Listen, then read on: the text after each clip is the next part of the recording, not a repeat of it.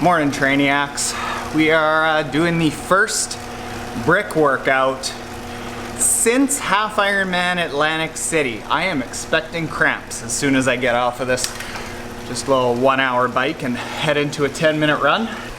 Last night we did a podcast with Nick Bare. If you haven't been following, Nick Bare has been an athlete who we've been training on Team Trainiac. He went from never doing a triathlon to just last weekend doing an 11:28 in Ironman Florida on just 5 months of training that he did with us on Team Trainiac.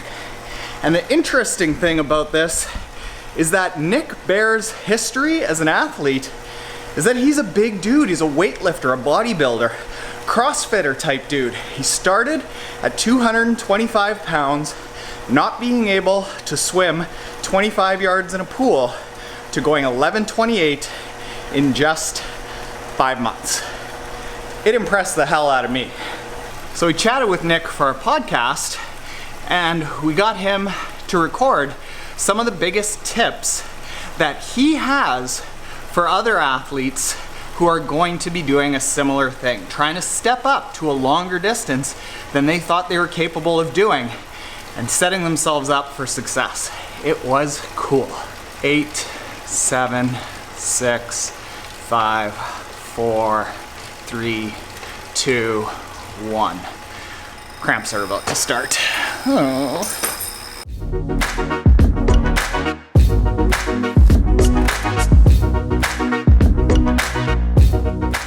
Now, before we get into all that, there is a link in the description below to a giveaway that we are doing with Nick. We're calling the Do Something New in 2020 giveaway, where you can win one of 3 packages, where each package includes a full year of training on Team Trainiac and $250 worth of BPN supplements. That's Nick Bare's supplement company. Now let's get into those 7 tips. Nick Bare, after just 5 months of training, puts down a race that, even though I was coaching him on Team Trainiac and we were talking probably every few weeks about his progress, it surprised the hell out of me. 11:28, going from nothing to Ironman in just 5 months.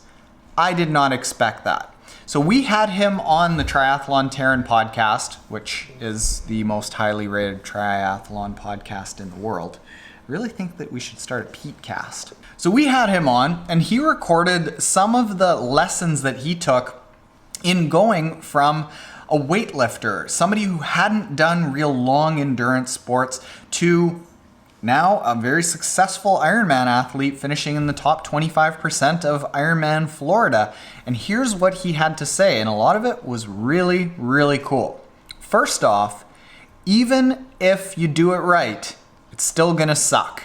Yeah, I mean, I started that runoff, obviously we'll get to that, but I started that runoff feeling solid. And it was a 6.5 mile loop, so 6.5 miles out, 6.5 miles back, and did that twice.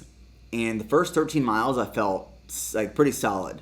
The last 13 miles, I started cramping up, and that's when it was just like, there were probably I'm gonna say at least 200 people in the course that knew me. So on the run, I kept hearing, Nick, I've been watching your videos. And in the beginning, I was saying hi, I was responding, and the last 13 miles, it was head down, sunglasses still on, didn't say anything.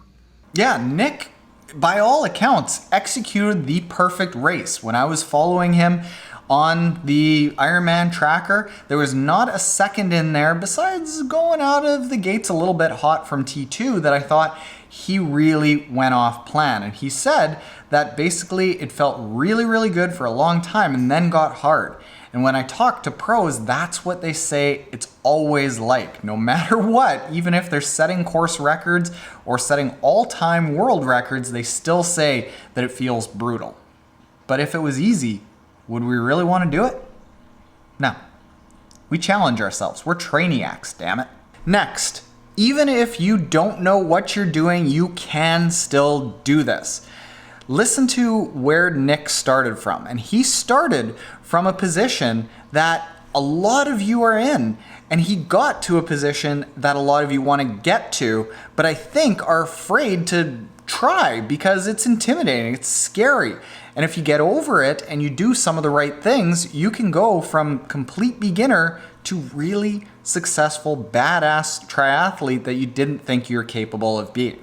Or I signed up for the Ironman not really knowing what the Ironman was. Like, I knew it was a triathlon, but I didn't know the distances. I had no clue of like swim and cycle technique. I had no clue of the logistics involved. It was just like this thing that I wanted to kind of attack and accomplish. It was always like this. It was always in the back of my mind. I wanted to do an Ironman, even though I never really knew like what it was. And I remember like my first swim, where I do like 25 yards in this pool, and I finished one lap in the pool, and I come out of the water like gasping for air. And the first thing that crossed my mind was like, how the hell am I supposed to swim 2.4 miles? And then I just did 25 meters. Yeah, and then I remember my first brick workout where I think it was an hour on the bike and then a 10-minute run. And I remember in that 10-minute run just feeling super uncomfortable and cramping the entire time. And I was like, all right, like we have some conditioning to accomplish in the next couple months. Next, in a race, being calm is how you become fast. I think it's like an army saying or something like that. Slow is smooth, smooth is strong, strong is fast. Something along those lines. And that's what it's like in triathlon. You have to pace yourself from everything from a sprint to an Olympic. You have to go through it in a very measured way. And that is actually what results in strength and being able to click over the miles, starting just easy in the swim, building strength throughout the bike, and then being able to execute a good run. And if you can piece all those three things together because you've gone and eased into it, you can have a really successful race. I kept thinking in my mind, like I kept saying it out loud, like on my bike too. I was like, I feel strong. Like when I started the bike, my plan was, like we said, you told me keep it slow in the beginning, and all these people were passing me in the beginning, which is right. That's when you get the old ladies passing you, and you're like, oh, I better hurry up. Yeah, but I was like, okay, well, this is part of the plan. Taren told me this would happen, so I just kept calm in the beginning, and within the first 5 minutes of my bike, I accidentally kicked off one of my water bottles, so I lost a water bottle instantly. But it was all right. I grabbed some extra nutrition on the course. But I kept thinking, like, okay, I need to pace this bike because towards the end, I know I might lose some power. I don't want to lose power. And maybe like 30 miles in, I was like, all right, I feel fresh right now. I feel strong. So I started picking it up. And throughout the course, like all I kept thinking was, I feel like I have so much power in my legs right now. Up until like mile 111, I was like, I have so much power in my legs right now. And after like mile 56, that's when I was like, all right, let's pick it up. So I was passing people left and right on that bike. And there were like 8 miles on the bike there was a headwind where my speed went to like 14 miles per hour for like 8 miles. And that was right before the turnaround. And after I turned around, and that headwind was, going with me, I had the tailwind. I picked up to like between 24 and 26 miles per hour for like 25 miles. And I was just booking. And it wasn't like heart rate was high, crazy, and I was uncomfortable. The only way to describe it is like I felt like powerful. Ooh, I like that. Next, we talked about this in the podcast and that everyone can have a plan until you get punched in the mouth.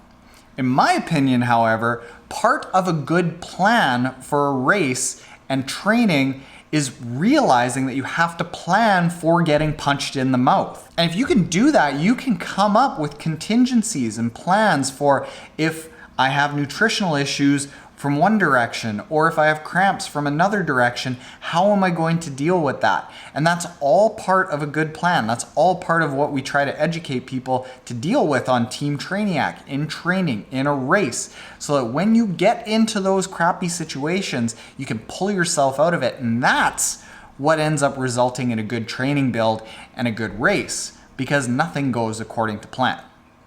You always get punched in the mouth. With the amount of training I did and in following the plan, like I said, the first 10 hours was comfortable. Like I was pushing and I had a lot of power, but I kept thinking okay, I feel, for working out for 10 hours right now, I feel solid. And then I hit that wall, and then I was like, okay, here's an hour of 28 minutes of suck, where I went to a dark place, I'll tell you that much. My head was down, I was focused, but it's one of those things, you know it has to come to an end, you know what the end is, you just have to get yourself there. And I was just I was in the zone. I felt good that day. Fifth thing, when it comes to swimming, look at Nick. The man is a sinker. He's muscly, muscle weighs more than water, and he sunk. He had a hard time swimming. But what he said that he focused on at the start was A, getting a good technique down that allowed him to calm himself down. That was big that we worked on that. And then B, frequency. The amount of times that I would see him on Instagram going down to the lake, going to the pool multiple times a day so he can get that repetition, that's what ended up doing it. You know what transformed my swim though is when I finally said, okay, I'm done swimming in a pool, I'm just going to swim in open water. And I put myself in a lake, and it forced me to, it's a 450 yard loop. And I was like, okay, well, I have to, make it around there. And once I started swimming in the lake and just forcing myself to go longer distances, that's when my body just it learned to be efficient and learn how to breathe in the water. People still ask me, hey, how'd you learn how to swim? I just spent time in the water, and I feel like my body just it learned how to do it. Obviously I was paying attention to certain techniques and procedures and things with breathing and my feet and my arms, but the transition from me going to open water from a pool is what really made a big difference for me. Second to last is that zone 2 is for real. Training in a low heart rate zone is absolutely paramount to doing well, especially the longer you go in triathlon. Because Nick himself was a good runner. He'd run all his life, but it wasn't until he started focusing on the heart rate training that we do on Team Trainiac that he said he started making real serious gains. Before this, I never really did any heart rate training. I never focused on heart rate. And what I learned is why I never got faster or improved on my long distance running is because I was always running at too high of a heart rate. I never allowed myself to sit into zone 2 and just increase volume that way. My brother does the same thing. I watch him where he just goes out and he runs as hard as possible and burns out. So I spent, obviously a lot of my training in zone 2, and focusing on zone 2, most 80% of that training in zone 2, that increased my aerobic capacity like no other. So that gave me a massive advantage for training for this marathon that's coming up in February. And then finally, Nick wanted to encourage people to think about fitness differently. I'll just let him take care of that. I'm so excited and happy to see that a lot of people that have followed me over the years who were strictly just gym rats are now being open to trying to run a little bit more and are signing up for half marathons and full marathons. And some are even signing up for triathlons now. That makes me really, really happy to see people stepping outside of their box and the comfort zone and what they think they're supposed to be doing. And they have the option to do whatever they want to do. And I think that's super cool. So that's it. This has been a pretty fantastic experience watching Nick evolve from somebody who couldn't swim the length of a pool to doing an 11:28 Ironman. It shocked the hell out of me. And I think that he has a phenomenal mindset because he doesn't have anything that we don't have. He just has a mindset that he knows that if he goes through the process with good advice, with a good plan, with a good approach, that good things will happen. And the problem is that I think a lot of people doubt themselves, so they start looking for quick answers and quick fixes, that when it doesn't come quickly, that they doubt themselves. And in Nick's case, the majority of his fitness, the real astounding gains that he made really just happened in the last 6 weeks. And it shocked me and it shocked him, but it worked out well because he trusted that he was on the right path. Now, of course, this is like a massive plug for Team Trainiac. Like, thanks to Nick for proving that it can work so well. But fact of the matter is that a lot of people are on Team Trainiac and not everyone is training as regularly as Nick did. I can do all of the training plans on Team Trainiac in the world, but if you don't put in the work, you're not going to have the results that he had. And he put in the work, and he's the one that went out and did a great job in Ironman. So kudos to you, man. You're the one that suffered through all that, and you did super, super good. So there you go, Trainiacs. Those are all the lessons. Well, I'm sure there were a heck of a lot more lessons, a lot of which Nick was probably not too fond of me in when I was giving him the 8-hour weekend workouts. But hey, it turned out.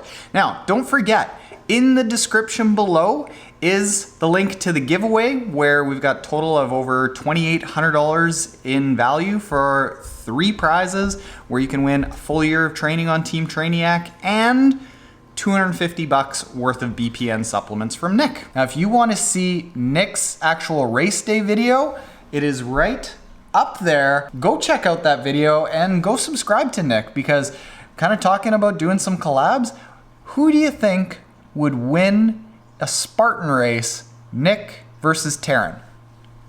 Comments below. I want to hear it. Thanks, Nick. Congratulations. And that was super fun.